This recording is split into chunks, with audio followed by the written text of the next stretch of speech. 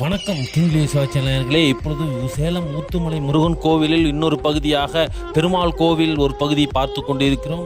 இங்கே ஐயனார் அப்பனும் மற்றும் ஊர் காவல் தெய்வமும் முனிவர்கள் சித்தர்கள் போன்று பல்வேறு ஞானிகளுக்கு இங்கே கடவுளாய் வழிபட சிலை அமைக்கப்பெற்று அபிஷேக ஆராதனை நடைபெற்றது. இதில் சிறப்பு விஸ்வாமித்திரருக்கு என்று ஒரு ஆலயம், முருகன் ஐயப்பன் என்று விஸ்வாமித்திரர் மட்டுமல்லாமல் சித்தர்கள் மற்றும் ஐயனாரப்பன் காவல் தெய்வம் மற்றும் பெருமாளுக்கு தனி பகுதியாக அபிஷேக ஆராயணம் ஓம் நமோ நாராயண என்று ஒலித்து கொண்டே இருக்கிறது.